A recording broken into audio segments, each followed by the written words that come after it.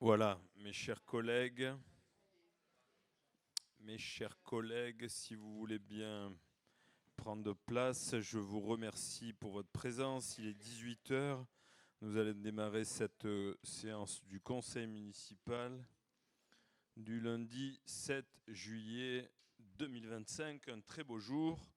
Maître André Bézina me donne procuration. Madame Catherine Baraja, Monsieur Jean-Louis Baucher, Madame Joëlle Bravetti donne procuration à Madame Sonia Porte, Monsieur Jean-Louis Zambernardi, Maître Juliana Chichmanian, Monsieur Robert Bojanovic donne procuration à Monsieur Jean-Louis Baucher, Madame Monica Logier, Monsieur Charlie Rigucci, Monsieur Richard Comte, Madame Gisèle Amédéo Pasqui, Madame Claudie Cockloff, Madame Nicole Piedfort arrivera dans 10 minutes, Monsieur José Cosentino, Madame Patricia Bonifaci, Madame Patricia Udegus, Monsieur Robert Capelier, Madame Sonia Porte, Monsieur Marco Fugaro, Monsieur Régis Belli, Monsieur Johan Guigaud va arriver, Maître Eva Scolari donne procuration à Madame Nicole Piedfort, Madame Caroline Beuil,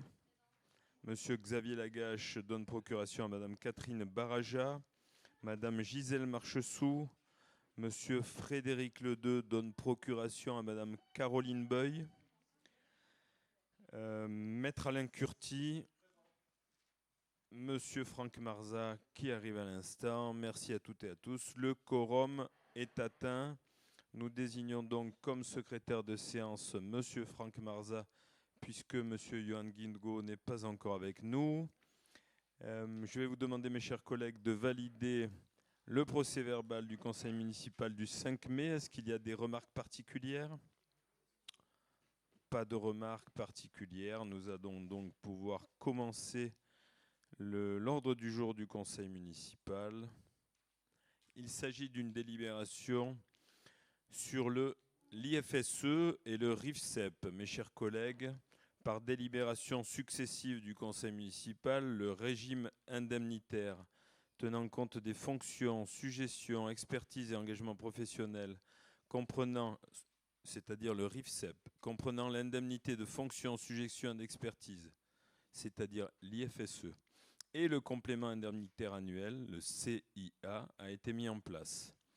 Dans le cadre des modalités de maintien ou de suppression de l'IFSE, il est indiqué que la part variable pouvait être supprimée avec une franchise différente en cas de maladie ordinaire et d'hospitalisation. Avec la loi de finances 2025 et le décret numéro 2025-197 du 27 février 2025, à compter de cette date, tout agent en arrêt maladie percevra seulement 90% de son traitement et de son régime indemnitaire, en plus de la réduction du jour de carence déjà mis en œuvre, entraînant selon les cas une baisse significative du salaire. Avec le maintien des dispositions des délibérations communales, les agents de la commune voient leur salaire impacté de 50% par jour d'absence lors des maladies ordinaires au-delà de 5 jours sur l'année, des hospitalisations au-delà de 8 jours sur l'année. Compte tenu de l'incidence de la nouvelle réglementation, il a été envisagé de modifier les modalités de maintien ou de suppression de l'IFSE des délibérations portant sur le RICEP susvisé.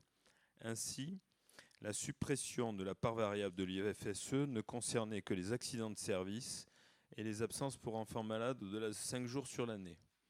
L'actualisation des délibérations sur le RIFSEP porterait également sur la suppression de la réduction de la part fixe et de la part variable de l'IFSE en cas de sanction disciplinaire. Une réduction pourra intervenir dans le cadre de l'appréciation de la manière de servir et de l'engagement de l'agent.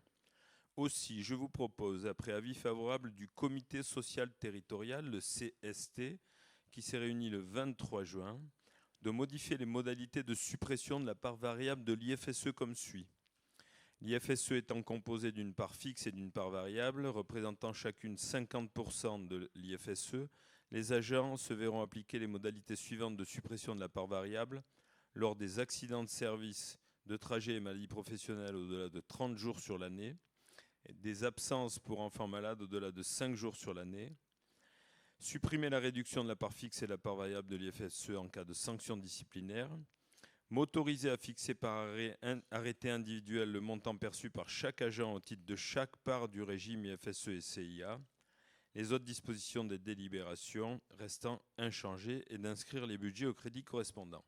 En fait, pour essayer de clarifier une délibération qui est presque incompréhensible, lors des arrêts de travail, nous avions décidé de supprimer 50% de la part variable du salaire. Il s'avère que la loi de finances 2025, dès le début d'un arrêt maladie, baisse le salaire et les indemnités, donc la part fixe et la part variable, à 90%. Donc si on maintenait à Villefranche la décote de la part variable à 50%, on pénalisait encore plus les agents. Donc on a décidé de supprimer cette disposition particulière de la suppression de 50% de la part variable pour se conformer au nouveau décret de la loi de finances, c'est-à-dire se mettre à 90% de la part fixe et 90% de la part variable pour tous les agents. Ça veut dire que cette délibération est une délibération en faveur du maintien du salaire et de la part variable des agents. Est-ce qu'il y a des questions ? Pas de questions, je vous remercie. Nous procédons donc au vote. Qui est contre ? Qui s'abstient ? Qui est pour ? Merci beaucoup. La délibération numéro 2, il s'agit de la même délibération pour la filière de la police municipale.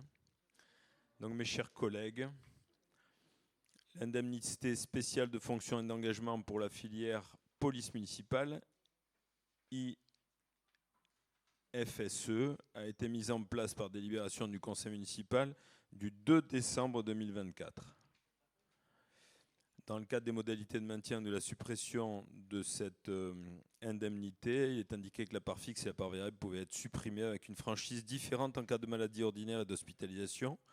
La loi de finances 2025 et le décret 2025-197 nous indiquent qu'à compter de cette date, tout agent en arrêt maladie percevra 90% de son traitement. Avec le maintien des dispositions communales, les agents verraient leur salaire impacté de 50%. Je vous propose donc, après avis favorable, de prendre la même délibération pour la police municipale que pour les agents de la commune hors police municipale. Est-ce qu'il y a des questions ? Pas de questions. Nous passons au vote. Qui est contre ? Qui s'abstient ? Qui est pour ? Merci beaucoup.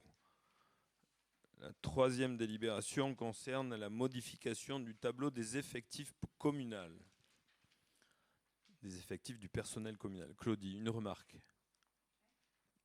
Vous aviez une remarque, ma chère Claudie ? Ah, pardon. Claudie s'est mordu la langue. Donnez-lui un peu d'eau, s'il vous plaît, monsieur Zambernardi.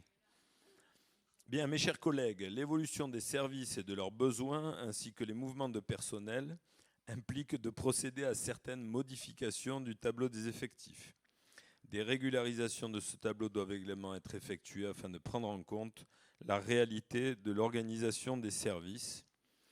Les modifications portent à la fois sur les emplois permanents et les emplois non permanents. Je vous propose donc d'apporter les modifications suivantes au tableau des effectifs du personnel communal. Au niveau des emplois permanents et au titre de l'évolution de la carrière suite à la réussite au concours d'un agent, la création d'un emploi d'attaché à temps complet pour les fonctions de responsable de l'occupation du domaine public et des marchés. Donc nous devons, ma chère Sylvie, féliciter cet agent qui a réussi donc le concours pour être cadre A. C'est bien ça ? Super. Au titre des réajustements des besoins du service scolaire éducation pour la rentrée 2025-2026, à compter du 1er septembre 2025, la suppression de 3 emplois d'adjoints techniques de catégorie C de la filière technique à temps non complet, la création de 2 emplois d'adjoints techniques de catégorie C de la filière technique à temps non complet pour assurer les fonctions d'agents polyvalents périscolaires au sein du service scolaire éducation, la création de 2 emplois d'adjoints techniques de catégorie C de la filière technique à temps non complet pour assurer les fonctions d'agent polyvalent de la restauration scolaire. La création d'un emploi d'adjoint technique de catégorie C de la filière technique à temps non complet de 31h21 hebdomadaires. C'est bien vrai ça, Sylvie? 31h21. Super. Pour assurer les fonctions d'agent polyvalent des écoles au sein du service scolaire éducation. La suppression d'un emploi d'adjoint technique catégorie C de la filière technique à temps non complet de 13h03 hebdomadaires pour assurer les fonctions d'agent périscolaire au sein du service scolaire. Il s'agit d'un temps hebdomadaire dans le cadre d'une annualisation, bien sûr. La création d'un emploi d'adjoint technique de catégorie C de la filière technique à temps non complet de 6h12 hebdomadaires pour assurer les fonctions d'agent périscolaire au sein du service scolaire. Ça, c'était pour les emplois permanents. Pour les emplois non permanents, au titre de l'accroissement temporaire d'activité, pour effectuer les missions qui ne peuvent pas être réalisées par les seuls agents permanents de la collectivité, la création d'un emploi non permanent d'adjoint d'animation de catégorie C de la filière animation, pour effectuer les missions d'animation des activités sportives auprès des enfants sur le temps scolaire et périscolaire à l'école élémentaire, au sein du service scolaire, titulaire d'un brevet d'État lié au sport, BPGEPS ou BES notamment. Le tableau des effectifs était annexé à l'ordre du jour. Je vous précise que nous avons, avec ces modifications, 141 employés au sein de la mairie, soit 136,52 équivalents temps plein, avec 50 employés dans la filière administrative, 69 dans la filière technique et 17 dans la filière police. Est-ce qu'il y a des questions? Pas de questions? Merci beaucoup. Nous procédons donc au vote. Qui est contre? Qui s'abstient? Qui est pour? Merci. Nous passons à la délibération numéro 4. Il s'agit de la police municipale. Monsieur Baucher, vous avez la parole. Merci, monsieur le maire. Chers collègues, le règlement intérieur du service de vidéoprotection fixe les règles d'organisation des conditions de travail applicables aux opérateurs de vidéoprotection et aux agents de surveillance de la voie publique en poste au centre de vidéosurveillance urbain. Je vous propose, après avis favorable du comité social territorial qui s'est réuni le 23 juin 2025, d'adopter le projet de règlement intérieur du service de vidéoprotection qui était annexé à l'ordre du jour, d'autoriser monsieur le maire à accomplir tout acte nécessaire à l'exécution de la présente délibération. Pour information, ce règlement intérieur est une obligation, surtout pour la pose de nouvelles caméras en préfecture. Il y a des dossiers à remplir et dans le dossier, il est impératif qu'il y ait ce règlement intérieur sous peine de ne pas pouvoir mettre de nouvelles caméras. Donc voilà. Y a-t-il des questions? Non. Qui est contre? Qui s'abstient? Qui est pour? Je vous remercie. Merci beaucoup. Est-ce que vous pouvez me dire, monsieur Baucher, combien nous avons de caméras de vidéosurveillance ou de vidéoprotection sur la commune? 82, si je ne me trompe pas. Et nous avons un réseau intercommunal? Oui. Avec Saint-Jean-Cap-Ferrat, Beaulieu et Èze. Nous avons un centre de supervision urbain intercommunal qui est localisé à Èze. Nous avons donc un opérateur de vidéoprotection qui observe les caméras des 4 communes toutes les nuits, c'est bien ça? Toutes les nuits. Et nous avons une patrouille de police municipale intercommunale qui patrouille sur les 4 communes toutes les nuits. Toutes les nuits. Et la journée, on a 4 employés de chez nous qui regardent des opérateurs vidéo qui sont là toute la semaine. Excellent. Est-ce que vous pouvez me dire combien il y a de caméras sur les 4 communes? À la louche, ça va être 400 et quelques. Excellent. Est-ce que vous pouvez me dire, monsieur Baucher, si les caméras de... Ouais, c'est un quiz. Ouais. Si les caméras de vidéoprotection du port de la Darse, il y en a une vingtaine, à peu près, sont reliées à notre réseau de surveillance? Alors, ce sont des caméras du conseil départemental qui sont reliées à notre centre de supervision urbain par convention. C'est très bien. Monsieur Baucher, je vois que vous suivez les affaires qui concerne votre délégation. Je vous félicite. Merci, monsieur le maire. Caroline, vous voulez prendre la parole? Je vous en prie.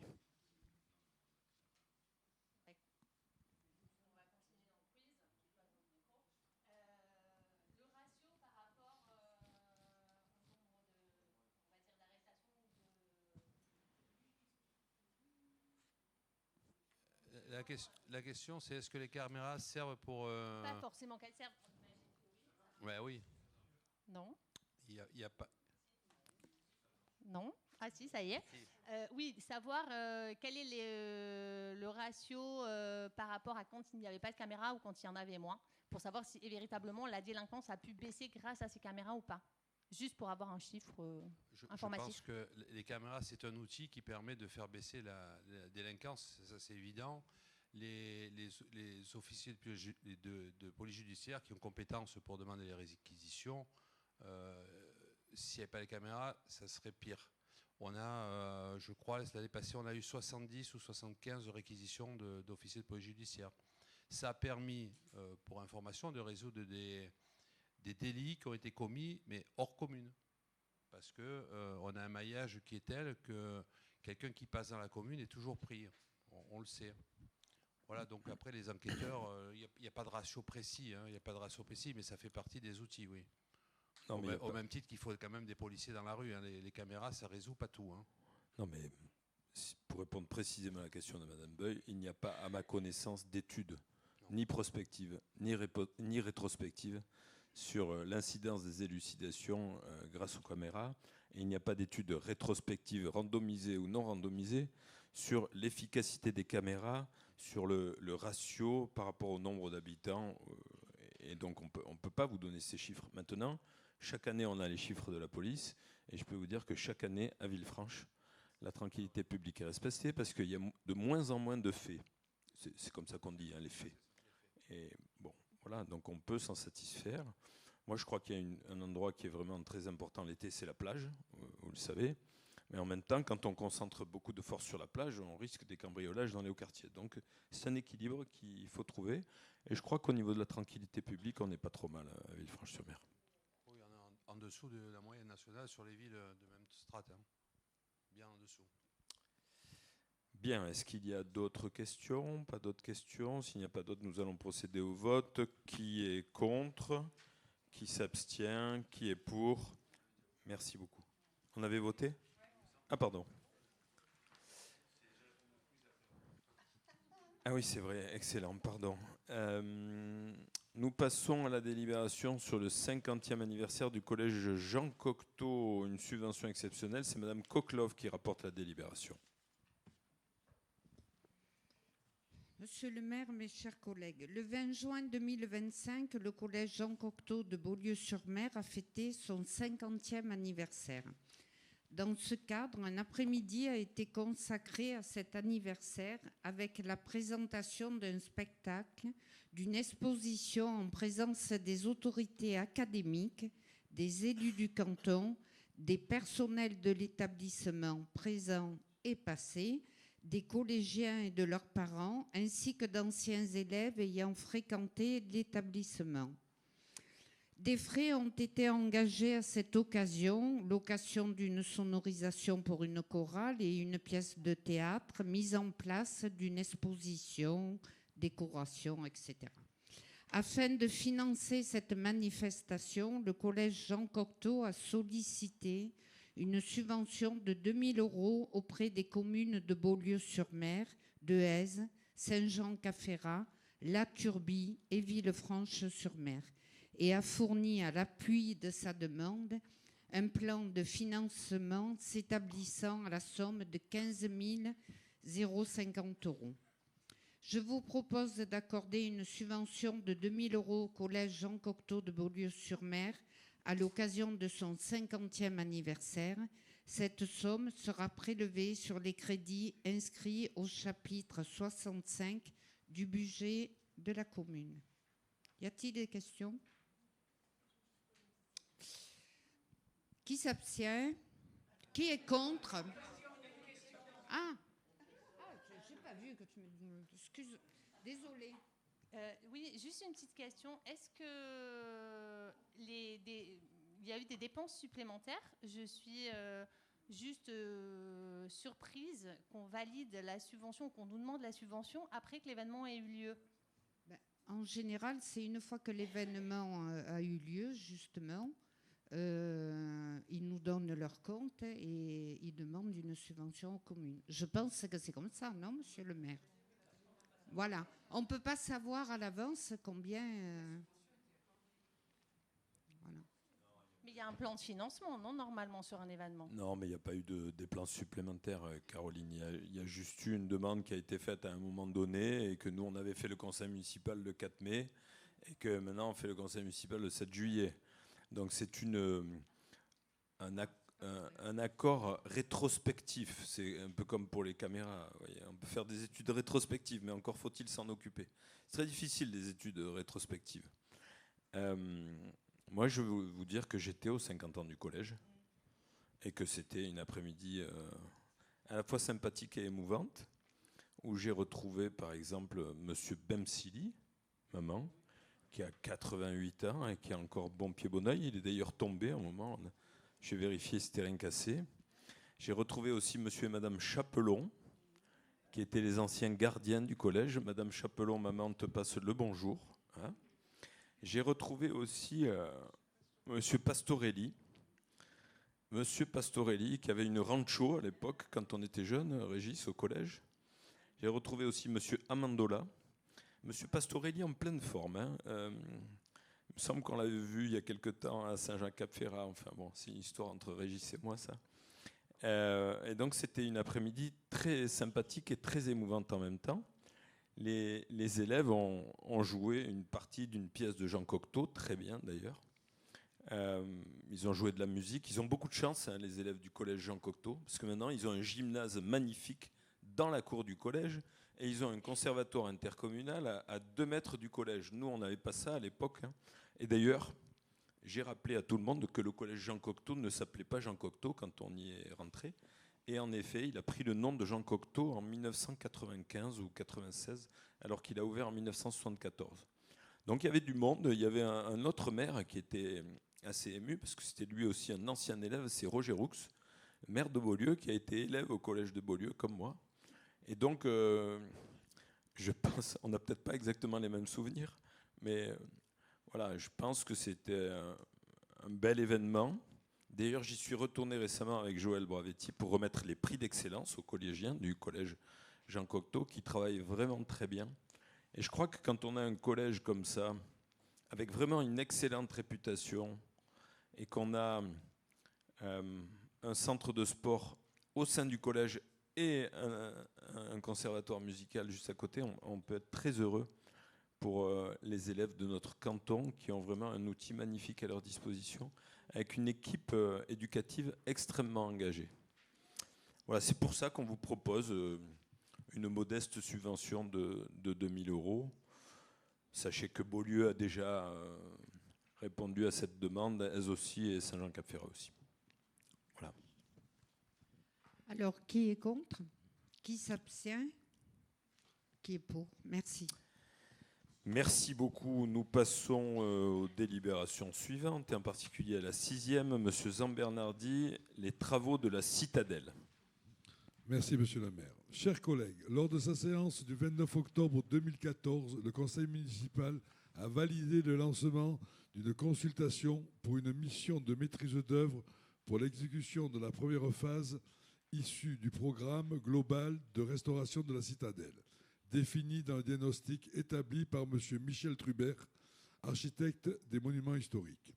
Le conseil municipal a validé par délibération du 1er juillet 2015 le programme de restauration de la citadelle et le plan de financement des études et des travaux.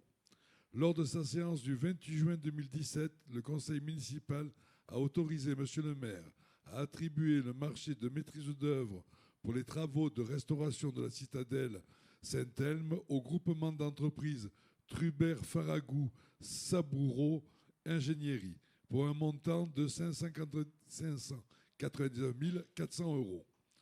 Les 2 premières phases de travaux sur les bastions du Montalban, de la Darse et de la Turbie sont aujourd'hui achevées. Et une 3e tranche de travaux est en cours d'achèvement pour la restauration du bastion de la Rade. Une nouvelle tranche de travaux doit débuter en 2026 pour la restauration de la courtine Est et du chemin de ronde des bastions de la Darse et de la Rade. L'estimation de ces travaux s'élève à 987 100 €. Je vous propose de bien vouloir adopter le plan de financement correspondant, montant des travaux 987 100 €, subvention de la DRAC 40%, soit 394 840, subvention du Conseil régional PACA 15%, soit 148 065 € et l'autofinancement de 444 195 €. De solliciter les subventions correspondantes auprès de la DRAC et de la région PACA et d'autoriser Monsieur le maire à accomplir toutes les formalités relatives à ce dossier et au dépôt des demandes de subvention. Y a-t-il des questions? Non. Qui est contre? Qui s'abstient? Qui est pour? Merci beaucoup, M. Zambernardi. Bon, moi, je ne peux que me féliciter de ces travaux de la Citadelle qui sont magnifiques et qui avancent très bien. Au mois de septembre, au mois d'octobre, nous ferons venir l'architecte des monuments historiques, Michel Trubert, qui nous fera une présentation en conseil municipal sur la deuxième phase des travaux qui va nous conduire de 2026 à 2033-2034 en gros. Cette deuxième phase des travaux que nous présenterons bientôt à la DRAC, mais qui est déjà validée par la DRAC sur le principe au niveau du financement et qui doit s'intégrer parfaitement avec les travaux des musées. Et on parlera des travaux des musées tout à l'heure.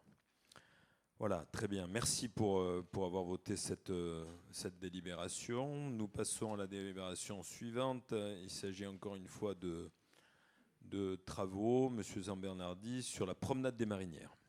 Merci, Monsieur le maire. Chers collègues, la ville de Villefranche-sur-Mer a confié la réalisation des travaux d'entretien de la chaussée de la promenade des Marinières à l'entreprise Massala par marché numéro 2023-05 notifié le 20 avril 2023. L'article 442 du cahier des clauses administratives particulières prévoit que, ouvrez les guillemets, le pouvoir adjudicateur se réserve la possibilité de confier ultérieurement au titulaire du marché, en application des articles L. 2122-1 et R. 2122-7 du Code de la commande publique, un ou plusieurs nouveaux marchés ayant pour objet la réalisation de prestations similaires dans les 3 ans qui suivent la notification du présent marché. Les conditions d'exécution de ce nouveau marché seront identiques à celles du présent marché.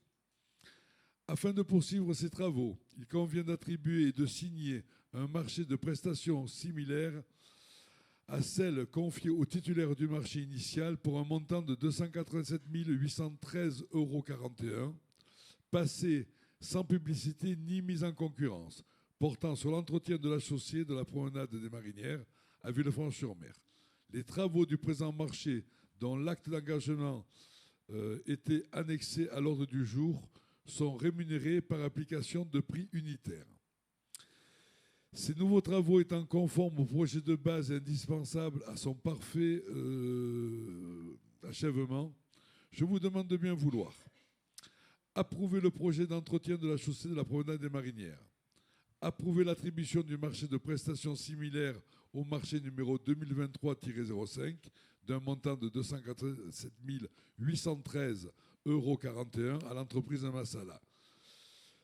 Convenir que ce marché de prestations similaires prendra effet à compter de sa notification au titulaire et se réalisera dans les conditions définies au cahier des clauses administratives et techniques particulières du marché initial. Et d'autoriser Monsieur le maire à effectuer toutes les démarches et à signer tout document nécessaire à l'exécution de la présente délibération. Y a-t-il des questions? Pas de questions. Qui est contre? Qui s'abstient? Qui est pour? Merci beaucoup, Monsieur Zambernardi. Merci pour cette unanimité concernant toutes les délibérations. Nous passons donc à la délibération numéro 8 sur la collection des musées et une proposition d'acquérir 2 œuvres. C'est bien ça, Madame Logier? Vous avez la parole. C'est bon là? On m'entend là? Oui.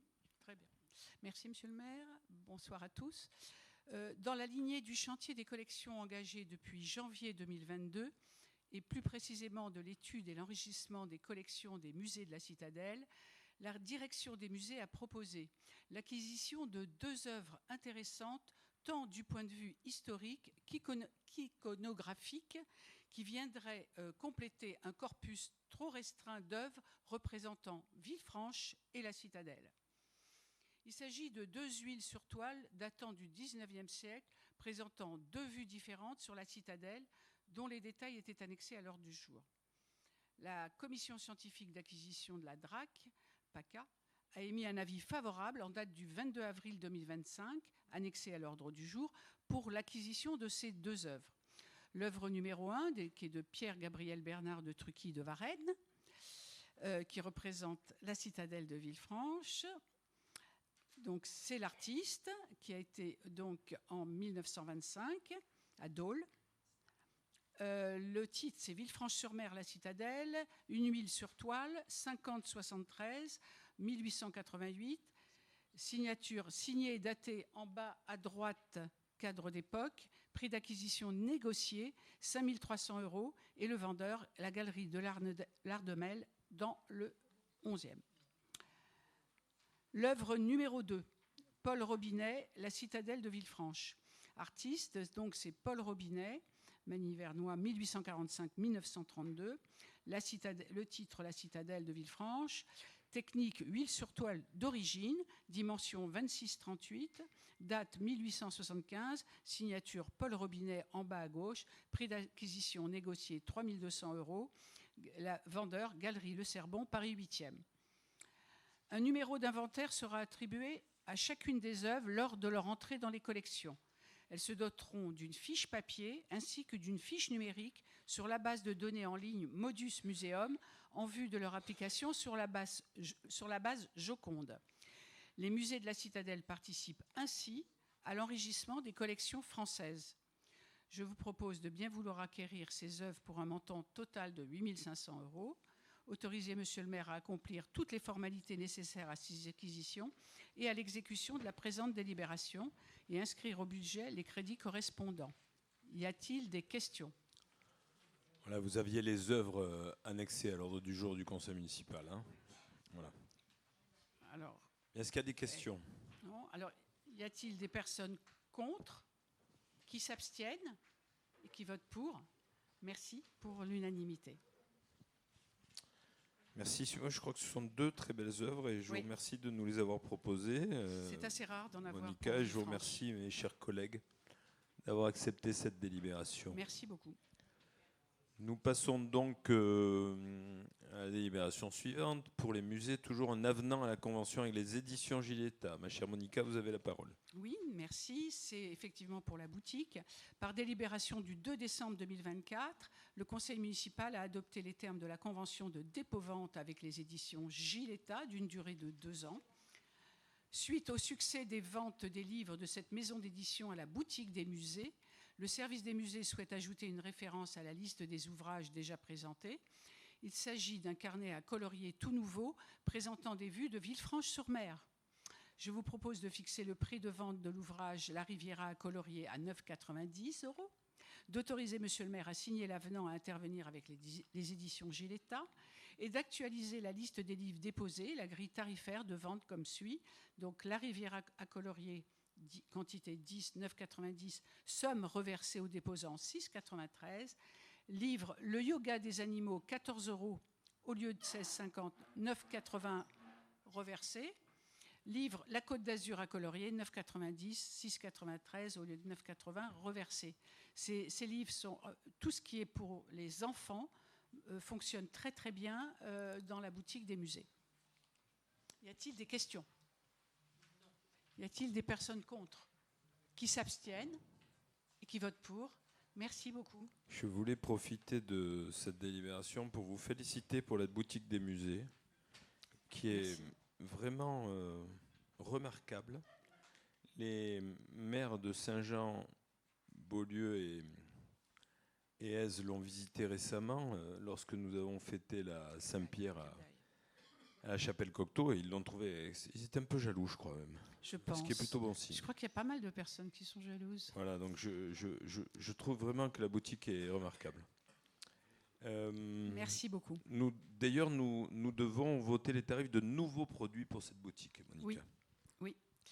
Afin d'enrichir toujours l'offre de produits en vente à la Galerie des Musées, je vous propose d'adopter les tarifs des produits détaillés ci-dessous, qui figuraient dans la nouvelle grille tarifaire annexée à l'ordre du jour: carte postale de l'air 1,50, 7 aquarelles, 3 plateaux 6,95, un tote bag en jute ambre Villefranche-sur-Mer de Alice Van de Waal, c'est celle qui avait fait nos panneaux devant pendant la période de travaux, 20 €. Le tote bag en coton bio Villefranche-sur-Mer, Alice Van de Waal, toujours 15 €. Et le livret de Ryan Schneider, Ce qui nous guide, à 12 €. Y a-t-il des questions? Y a-t-il des personnes contre, qui s'abstiennent et qui votent pour? Merci beaucoup. Merci. Le point suivant, c'est le gala de danse qui aura lieu Le 12 juillet. Le 12 juillet prochain. Monica. Merci. Alors, après les ballets de Monte-Carlo en juillet 2022, voici une nouvelle proposition de spectacle de danse classique et contemporaine de grande qualité dans l'écrin en plein air du Théâtre de Verdure de la Citadelle. Le samedi 12 juillet 2025, le Gala des Excellences, prix Danse Côte d'Azur, imaginé par Francesco Curci et Alessio Passaquindici, célèbre la richesse chorégraphique de la région, ses talents, sa diversité et son excellence. Ce spectacle rend hommage à celles et ceux qui font vivre la danse ici et porte un message fort: soutenir la création, c'est préserver un art vivant, disent-ils. L'association Amorphous Dance Company, Francesco Curci, jeune compagnie de danse contemporaine créée et dirigée par le chorégraphe Francesco Curci à Nice en mai 2021, a présenté à la commune une programmation réunissant des danseurs professionnels internationaux, mais aussi les élèves du pôle national supérieur de danse de Rosella Hightower. Des grandes variations classiques aux créations contemporaines, l'association propose également des masterclass animés par les directeurs artistiques. Ces ateliers se tiendront les 11 et 12 juillet à Villefranche et s'adresseront aux danseurs à partir de 12 ans, de niveau intermédiaire et avancé. Considérant l'intérêt que cette manifestation peut représenter pour la commune en termes d'offres culturelles et dans la perspective de l'organisation de cet événement, la commune et les organisateurs ont envisagé un partenariat qui prendrait la forme d'un contrat de coproduction dont le projet était joint en annexe de l'ordre du jour. Les principales dispositions de ce contrat sont les suivantes. Engagement de la commune coproducteur, mise à disposition du Théâtre de Verdure de la Citadelle de Villefranche, installation et répétition générale le vendredi 11 juillet, représentation le samedi 12 juillet et démontage le dimanche 13 juillet. Mise à disposition des salles de danse avenue Georges Clemenceau et au gymnase des Glacis les vendredis 11 et samedi 12 pour l'organisation des masterclass. Prise en charge de la technique liée au spectacle, recouvrement de la scène par un plancher de danse, son, lumière, permanence et astreinte électrique. Prise en charge du personnel de sécurité obligatoire inhérent au lieu de représentation et le plan de communication.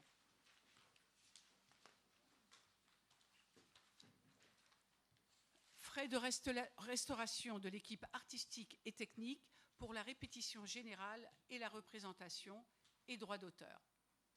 Engagement de l'association producteur, direction artistique de l'événement, production de l'événement, spectacle et masterclass entièrement montés. Prise en charge des frais liés à la production du spectacle et des masterclass, les cachets, le transport, les déclarations des artistes, etc. Conditions financières, le coproducteur assurera la billetterie du spectacle du samedi 12 juillet selon les dispositions de la Régie des recettes, manifestations artistiques et culturelles, catégorie 1, 35 €, catégorie 2, 25 €. Gratuité pour les moins de 12 ans. Le producteur assurera la billetterie de la masterclass des vendredis 11 et samedi 12 au tarif suivant: un cours 20 €, forfait 4 cours 70 €, open card 8 cours 130 €. Les dépenses prévisionnelles de la manifestation à la charge des co-contractants s'élèvent à 37 128,94 €, c'est le prévisionnel, et non 32 128,94 € comme indiqué par erreur dans la note de synthèse. Le coproducteur contribuera à concurrence de 29 720 €. Le producteur contribuera à concurrence de 7 408. Je pense qu'il y a une erreur. Inversé. Nous sommes les coproducteurs et on ne contribue pas à concurrence de 29 000. Donc c'est le producteur, il y a une inversion qui est faite là. Je vous propose d'accepter la conclusion d'un contrat de coproduction avec l'association Amorphous Dance Company de Francesco Cursi, selon les dispositions figurant au contrat dont le projet était annexé à l'ordre du jour, de fixer le prix des places au tarif indiqué ci-dessus et d'autoriser Monsieur le maire à signer le dit contrat.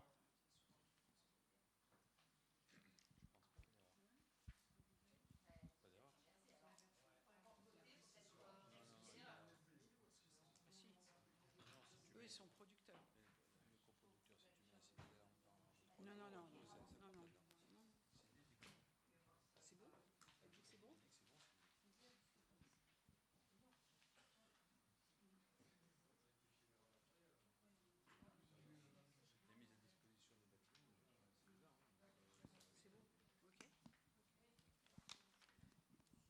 Y a-t-il des questions? Non, mais apparemment, c'est juste. Excusez-moi, je me permets d'intervenir. Nous avons une convention de coproduction qui est ici pour un gala de danse des excellences et masterclass. D'ailleurs, je me permets de juste conseiller de venir voir ce spectacle, hein, qui va être vraiment magnifique. J'y serai personnellement. Et vraiment, je vous conseille de venir parce que ça va être un spectacle magnifique. Nous parlerons après du spectacle de musique, mais là, nous parlons du spectacle de danse. Le coproducteur, ma chère Monica, c'est la commune. Et dans notre convention de co-réalisation, la commune investit bien 29 720 €. C'est pas tout à fait pareil que quand on fait un contrat de coproduction pour la Crème Festival, par exemple, où sur un total budgétaire de 400 000 €, la commune investit peu ou prou 10 à 15% et le producteur investit 85 à 90%. Là, c'est un spectacle de danse que la commune coproduit et où la commune investit la majorité. Hein, donc c'est 29 720 €. Quant au producteur lui-même, il va investir 7 408,94 €. Donc je vous confirme bien qu'il n'y a pas d'erreur dans les délibérations. Mais nous prenons la totalité de la billetterie. La billetterie revient à la municipalité en totalité. Il n'y a pas de pourcentage. Très bien. Moi, ce que je dis, c'est que la délibération n'est pas erronée. La délibération est juste. La délibération qui vous a été envoyée avec la convention de coproduction annexée ne comporte pas d'erreur. Donc nous pouvons voter en toute connaissance de cause cette délibération, s'il vous plaît. Y a-t-il des questions? Y a-t-il des personnes contre? Qui s'abstiennent? Merci pour l'unanimité et pour ceux qui veulent. Merci beaucoup. Merci beaucoup. Maintenant, s'il y a des erreurs, pas de souci, on corrige, mais là, il n'y a pas d'erreur. Non, il n'y a pas d'erreur. Non, mais je veux vous dire qu'on a un début d'été en fanfare quand même. Il faut suivre le rythme à Villefranche, ma chère Caroline. Je vous le dis. Hein. Alors là, Villefranche Event, ça vous fait tout l'été. Mais là, il y a un programme incroyable. Hein. On a commencé, Régis, avec la rade classique quand même, hein, qui devient un événement presque international, qui est d'ailleurs subventionné par la métropole Nice-Côte d'Azur. Hein. Après, on a fait la fête des Mets, qui est un événement traditionnel à la fin du mois de mai. On a rendu hommage à Honoré Durfé. On a eu une conférence magnifique dans l'auditorium. Ça, c'était le 1er juin. Après, Monsieur Fugaro, vous avez une interrogation? maintenant. Après, on a eu une semaine de sciences dans le cadre de l'UNOC du 7 au 13 juin. Après, oui. Qu'est-ce qu'il y a, Claudie? Je vous trouve bien dissipés tous les deux aujourd'hui. Oui, vous avez raison, Caroline. Il faut arrêter les bouteilles en plastique. On peut chercher on peut chercher la petite bête. Ça, c'est vrai, vous avez raison, toujours. Du 20 au 22 juin, on a eu la Crème Festival, où il y a eu 5000 festivaliers qui étaient là. On a une exposition magnifique qui est en cours. Pour ceux qui ne l'ont pas vue, et je sais que certains d'entre vous ne l'ont pas encore vue, vous devriez vraiment la visiter parce que Ryan Schneider, qui vient de Joshua Tree en Californie, a fait un travail magnifique. Vous avez le temps, ça va jusqu'au mois de novembre. Hein.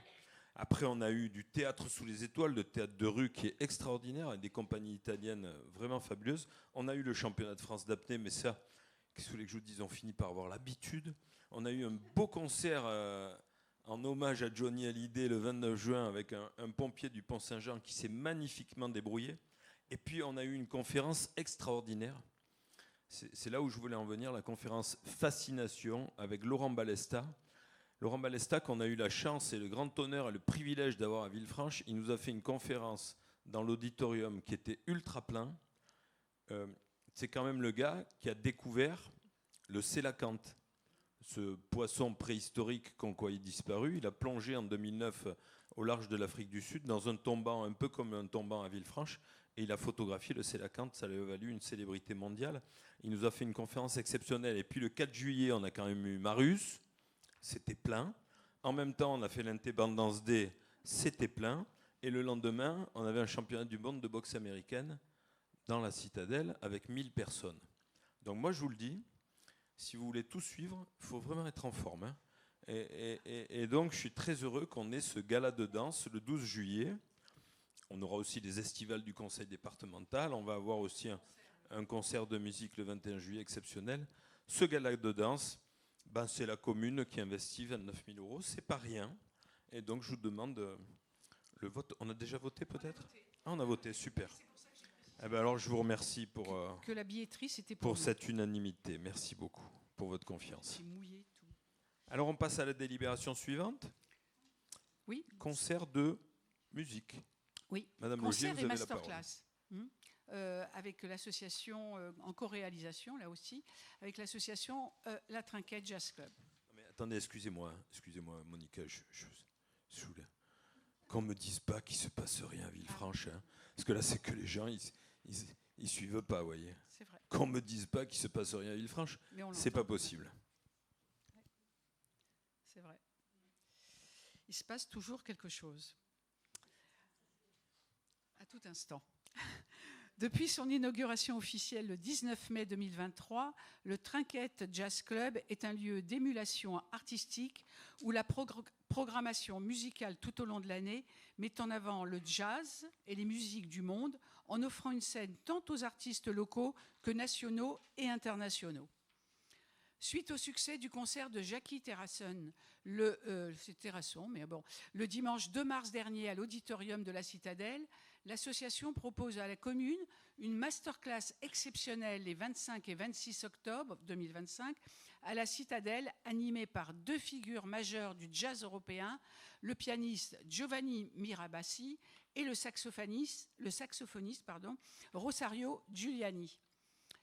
Ouverte aux musiciens amateurs et professionnels de niveau intermédiaire et plus, tous instruments confondus, les masterclass proposeront ateliers pratiques, improvisation, échanges et jam sessions. L'association a pour objectif, à travers cet événement, de transmettre savoir-faire, sensibilité musicale et esprit de création dans un climat de partage. Des supports pédagogiques seront remis à chaque participant pour prolonger l'expérience. Le cadre historique et inspirant de la Citadelle favorisera une immersion totale dans l'univers du jazz. Un concert exceptionnel sera donné dans l'auditorium de la Citadelle le samedi 25 octobre au soir.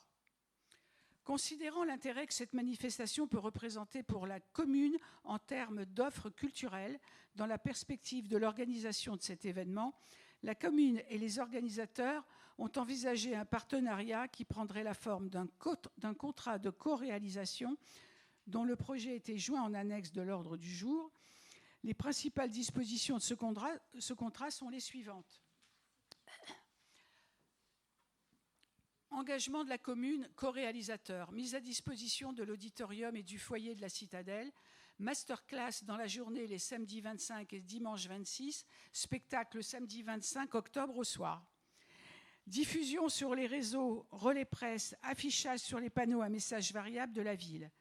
Prise en charge d'une astreinte électrique avec le personnel mairie, accord du piano de l'auditorium, prise en charge du personnel de sécurité obligatoire inhérent au lieu de représentation, engagement de l'association organisateur, production de l'événement, spectacle et masterclass entièrement montés et responsabilité artistique de l'événement. Prise en charge des frais liés à la production du spectacle, cachet, transport, frais techniques, communication, déclaration de son personnel, etc.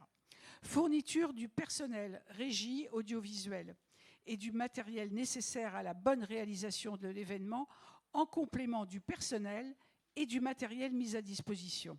Règlement de droits d'auteur, SACEM ou autres droits d'auteur, et taxes fiscales et parafiscales afférentes au concert, TVA ou autres. Conditions financières. Le co-réalisateur mandate l'organisateur afin qu'il assure la vente des billets du spectacle. Le prix des places du concert est fixé à 30 € en plein tarif. Le prix des cours en masterclass est fixé à 170 € par participant pour la totalité des sessions, incluant l'entrée au concert.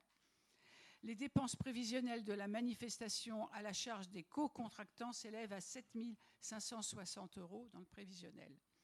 Le co-réalisateur contribuera à concurrence de 1 850 € et l'organisateur à concurrence de 5 710 €. Le partage des recettes de la billetterie se fera de la manière suivante, 90% au profit de l'organisateur et 10% au profit du co-réalisateur. Je vous propose d'accepter la conclusion d'un contrat de co-réalisation avec l'association Le Trinquet Jazz Club, selon les dispositions figurant au contrat annexé à l'ordre du jour, de fixer le prix des places au tarif indiqué ci-dessus, d'accepter la répartition financière des recettes entre la commune et l'association et d'autoriser Monsieur le maire à signer le dit contrat. Y a-t-il des questions ? Non ? Y a-t-il des personnes contre ? Des personnes qui s'abstiennent et qui votent pour ? Merci pour l'unanimité. Merci beaucoup, Monica. Je voulais vous dire qu'entre autres événements, le 12 et 13 juillet prochain, à la plage des Marinières, nous avons un concert de musique subaquatique. Je crois qu'ils faisaient des essais la semaine dernière et que certains qui se sont baignés ont pu en entendre la primeur. Et je crois que vraiment c'est quelque chose d'incroyable. Vous découvrez le chant des baleines de Polynésie. C'est bien ça, Régis ? Voilà. C'est fabuleux. Ouais. Voilà, donc il y aura la présence de Jean-Marc Barre. Ça sera le 12 et 13 juillet prochain, de 12h à 18h, à la plage des Marinières. Et puis le 21 juillet prochain, nous aurons de nouveau Edgar Moreau et David Cadouche qui nous feront un concert piano-violoncelle. Oui, exceptionnel, en avant-première, un programme en avant-première par rapport à celui qu'il doit faire à Paris en 2026. Ouais, donc là, on a vraiment des événements exceptionnels cette année. Je suis très heureux de vous y rencontrer. Bien, merci beaucoup. Nous passons aux informations du conseil municipal sur les décisions prises par délégation. Maître Juliana Chichmanian. Merci, monsieur le maire. Par